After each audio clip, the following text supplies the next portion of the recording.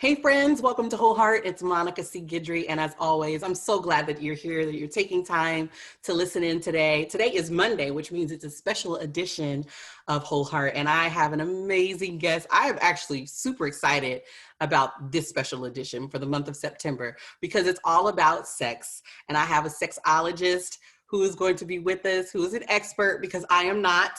And as I tell you always, I'm not going to talk about anything that I don't have any knowledge about. So I bring people in like today who are specialists at whatever topic that we will be discussing. And she's with me and I cannot wait to introduce her. But before I do, I want to remind you that I have my affirmation journals that are available to you. The I Am Affirmation Journal. It's a 7-day guided affirmation journal to get you guys back into alignment and to just speaking life over yourselves because listen, we're in a pandemic and there are a lot of things going on that are super crazy and we can kind of lose a sense of ourselves in the midst of that. And so this guided affirmation journal will help you kind of realign and start speaking over yourselves, things that you may not believe, but I bet you once you start speaking those things over and over again, you'll start believing in them and then you'll become them. So that's that. Now let's get into the show. I want to welcome and introduce you to the beautiful and educated Dr. Celeste Holbrook. She has a PhD in health education. She has she has twins who are 8 years old and she's been married for 13 years. So she's like a lot of us women that are tuning in today. So welcome to the show, Dr. Celeste. Do you want me to call you doctor or you want me to just call you Celeste? Oh, goodness gracious, no. You can call me Celeste. Welcome. Thank you so much for having me, Monica. I'm just very pleased and feel very honored to be here. Thank you for asking me. Thank you for saying yes. So tell me how you came to become a sexologist. Yes. Well, yeah. So I kind of grew up in a fairly conservative Christian home and community, a very loving, beautiful Christian home and community. I decided to wait to have penetrative sex till I was married. And that's neither here nor there, but when I did eventually have sex, it hurt really, really bad. It was very, very painful. And I kind of thought that I had done the right thing. I had checked all the boxes. Why wasn't sex good for me like I thought it was supposed to be? And so after a year, I went to a really terrible sex. And, if you've ever been newly married, you know that newly married people are kind of bad at, conflict resolution and navigating things like that. And, our sex life was really difficult on our marriage. And I felt a lot of shame, like I wasn't living up to what I was supposed to be doing as a wife. And of course, pain. And then I felt resentful towards my partner because of him wanting to have sex. Anyway, so I went to a OB-GYN a year after we got married, and my OB-GYN told me there was nothing physically wrong with me, that I just maybe needed to have a kid and everything would be fixed. Right. That was my reaction too. Kids don't fix anything. And so I just decided at that point that I needed to figure out what was going on. And so I essentially became the professional that I needed. And I was able to kind of work through my own pain and shame. And then I decided I would try and help other women. And here I am 11 years later. Well, you've been doing this 11 years. I've been a sex educator for 11 years and I've had my own practice for 7. That is incredible. They say, I don't know what the term is, but they just talk about how we become experts when there's a lack in our lives. Yeah. And so you literally educated yourself, and because you educated yourself, you now are able to educate other women. Yeah. Wow. Yeah. It's a big gap in healthcare. OB-GYNs aren't always sexually trained and therapists aren't always sexually trained. So there needs to be something in the middle to help hold your hand through the emotional parts of sex, the baggage parts of sex that we bring from our past, and the physical educational parts of sex. And so that's kind of my area of specialty, is kind of in between an OB-GYN and a therapist. The interesting thing about it, when I was hunting around for a sexologist, there were not a lot. I did not come across a lot. I was hunting on Instagram, and I did like a hashtag or something, and there were not very many. And then you came in up. I was just like, she's perfect. She checks all the boxes. She's perfect. Like, this is what we need. We need more people like you in this space that's willing to talk to us in ways that's not embarrassing.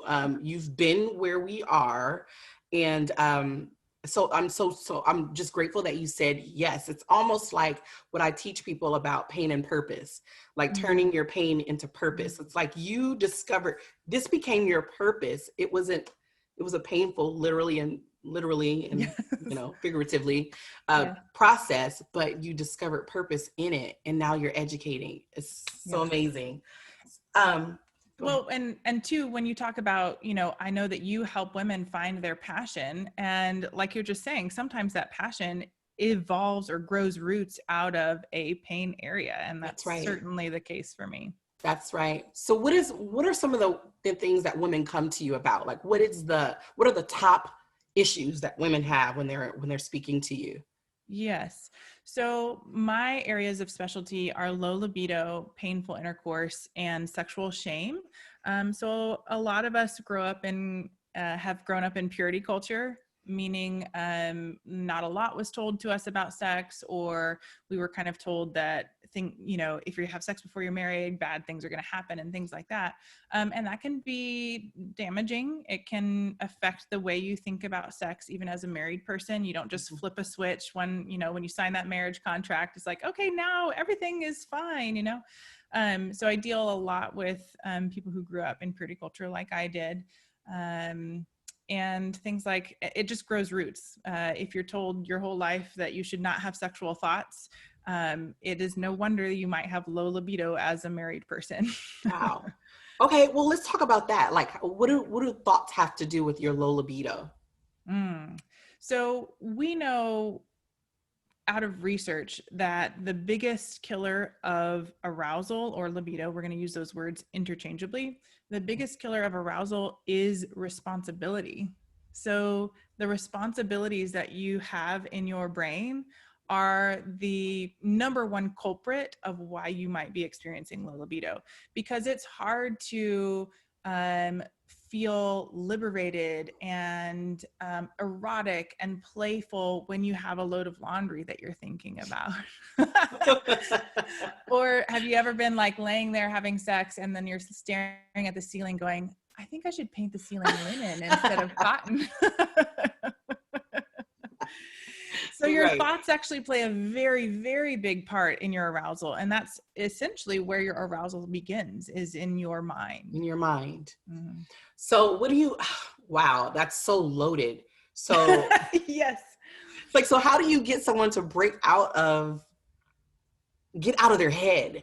Because I would say that I've fallen into that before, like just in my head. And so it's hard for me to be in the moment because I'm in my head. So how do you break free from mental chains? Yes.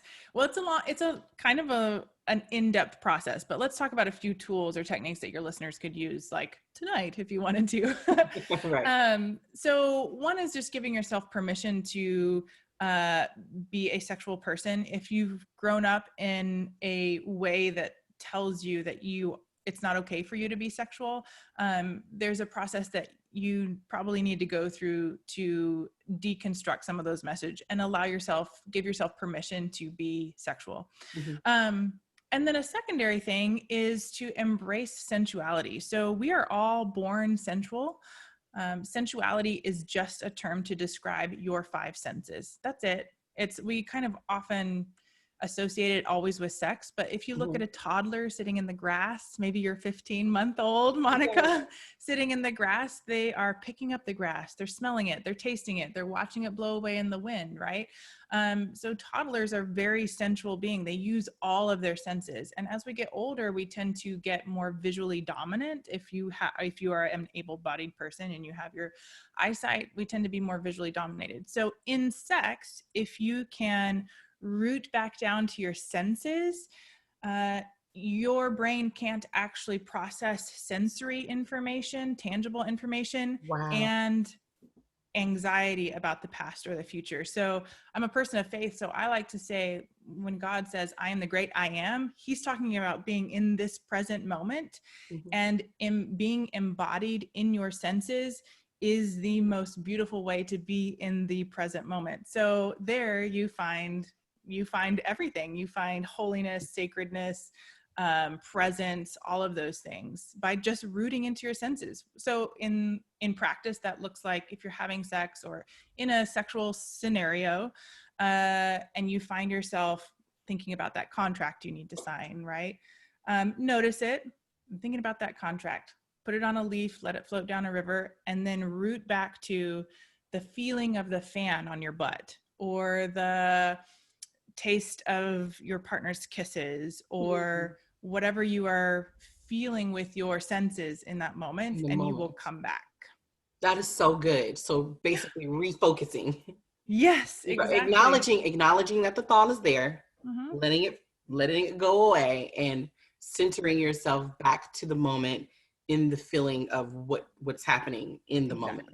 Exactly. Now you Exactly. said something that, you're a woman of faith. I'm a woman of faith. And how, when you said, saying that God is the great I am, even bringing God Yeah. into intimacy or into Yes. sex seems taboo, right? Right. Like I'm sure you hear that all the time. I know for me, when I first got married with my husband, on our wedding night, the night, Yeah. it was hard for me to even have sex because I was Yes. like, am I allowed to Correct. do this? Yeah. Is it okay? Like I really was, it was hard. Yes. And I'm sure there are a lot of women that feel like, being a Christian woman, that there are certain limitations that we have because we want to stay holy. Yeah. Can you speak to that? Yeah. I mean, and really, Monica, we could talk a lot about that, but essentially, due to a lot of years of trying to separate body and spirit or soul, especially for women, because historically our value is in our childbearing, and all of that brings us to a moment where we are kind of told to separate from our sexuality from very, very little, in order to remain quote unquote pure. But as we know now, there's no continuum to pure, right? Pure is either you are or you aren't, and that's not human. And so when we are given this message that we are to remain pure, none of us can, even if you have an impure thought or anything like that. And so we feel shame about it. And Right. that shame moves with us along our life, and even into marriage. That shame doesn't dissipate simply because you have a marriage certificate. So we have to really address what we're carrying in our backpack, essentially, all those messages from childhood and young adulthood, that you are an object, you are a stumbling block, or a depetaled flower, or all of these, we objectify essentially in purity culture. And you have to undo those messages so that you can show up and be present and liberated in your sex life, so you can enjoy it and not feel like, is this okay? Is that okay? Yes, if it's between two consensual people, you and your spouse, like, it's all okay. It All really is. okay. Isn't Yeah.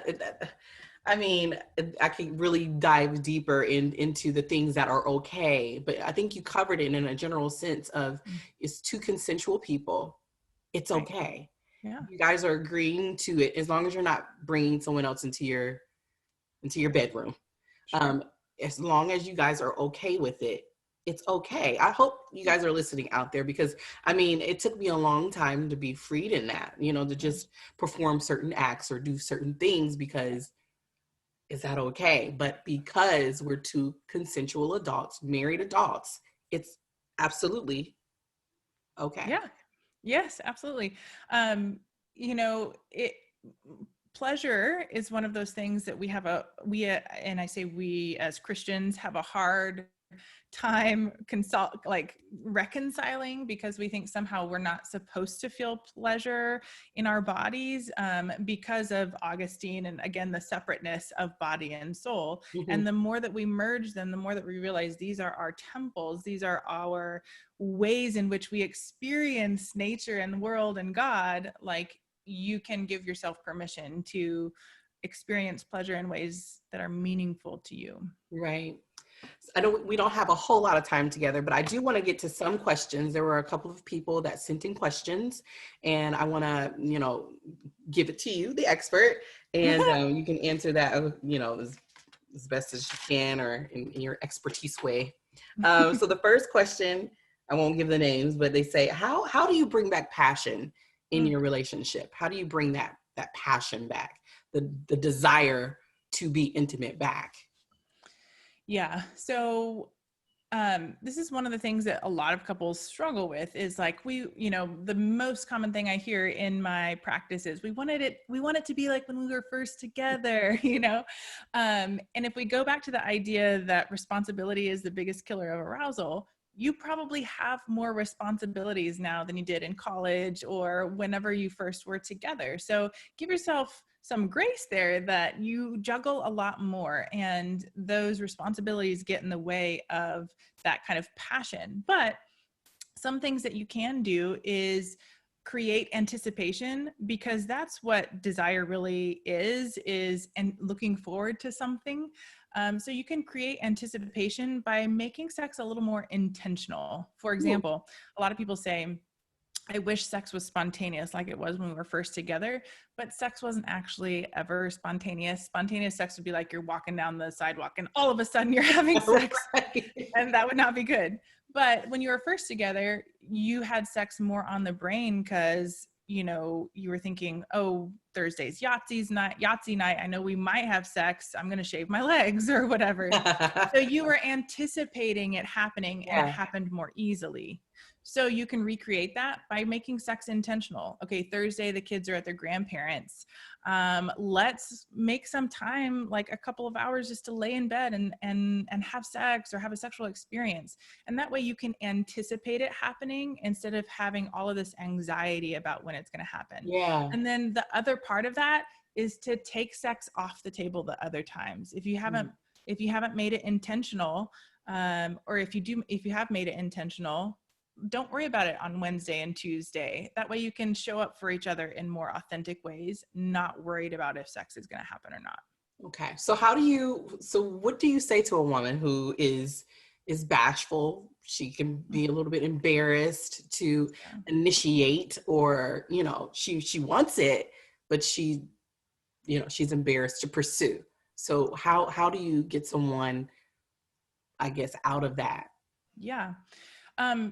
Ask yourself a little bit about why it's hard, why it feels embarrassing, like what parts of your past or what parts of you feel insecure about that.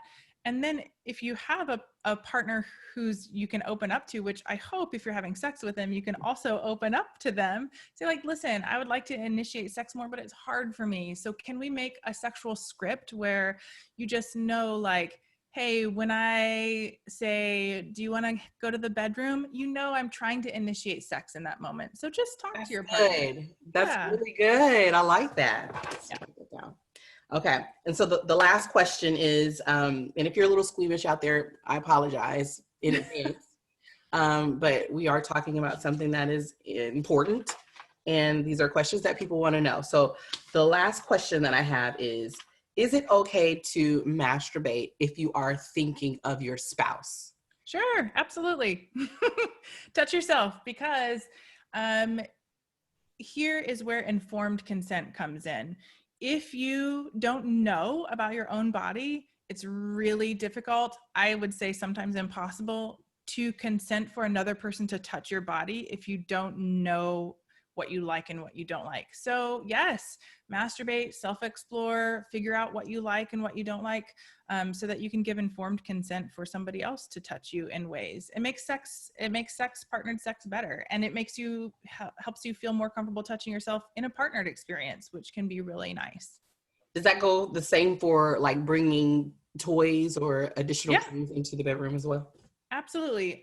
With toys, the biggest thing that I hear is they're wondering, like, will this replace my partner? Right. And I would say 100%, that's called a replacement theory. It is not true. It won't Huh. replace your partner, because there's no toy out there that replaces the intimacy of humanity, right? You can't replace the Wow. intimacy between two humans ever. So think about them as like added sensations. Like sometimes you want silk sheets, sometimes you want cotton sheets, sometimes you want a vibrator, sometimes you want fingers. The end. That's it. No worries. I like how you're so, is that matter of fact? Yeah. Yeah. Right. And I mean, you've been doing it 11 years. So, by now you've gotten all of the, the squeamish things out. Like me, it's so funny. Prior to getting on this call, and I'm 41 years old, right? I mean, my husband and I have been married for 20 years. We've been together for 22. So it's not like this isn't something that hasn't been a part of my life for Right. decades, right? But it's still, it still feels a little, uncomfortable to talk about it openly, with some of Right. your girlfriends. It's okay to kind of talk about some of the stuff, but Right. just to get past that. It's so funny. I was just talking like, I'm about to get on this call and I don't know what I'm going to say. I've been a little bit embarrassed about some of this stuff, but you're so freeing though. Talking to you, you make it so easy to talk about. How can people get in contact with you if they have additional questions or if they want to receive some of your services? You will be with us for the few more weeks, but Yeah. if they have some questions now or want your services now. Absolutely. You can find me at drcelesteholbrook.com and Dr. Celeste Holbrook on Instagram and Facebook. And if you go to my website, you can download, I think it's 20 sex enhancing questions. So that's a really great way to get conversations started between you and your partner. So download that. You can click on a discovery call if you want to just get on the phone for 30 minutes, complimentary, and I might be able to point you in some directions to help you move your sex life forward. And I also do one-on-one, consults for an hour for couples and for women alone to help you kind of move through some of these things. Give yourself permission to let some of this stuff go and to liberate yourself for better sex. So all kinds of stuff. I have courses, classes, all kinds of stuff. So get in touch. That is so awesome. Thank you so much, Celeste, for being here. You're my new friend. She's from Columbus. Well, she's not from Columbus, Ohio, but she lived in I Columbus, Ohio did. for a few years. So, she's one of us. My Those of us Buckeye. that are in Ohio. I know you guys are listening from everywhere. But she's got some Buckeye in her a little bit. That's right. But thank you so much for being here again, Dr. Celeste. You're amazing. And I can't wait to dive in a little deeper with the coming weeks. I know, me too. I can't wait to see you next week, Monica. Let's do this. Let's do it, girl. All right. Thank you so much for listening at home, friends. It's been another edition of Whole Heart with Monica C. Guidry. And just remember, as always, like a whole heart is a joyful heart. It is a heart full of joy. And so we want to pursue that one day at a time, one whole heart at a time. Thanks again. Until again, I'll see you. Bye-bye.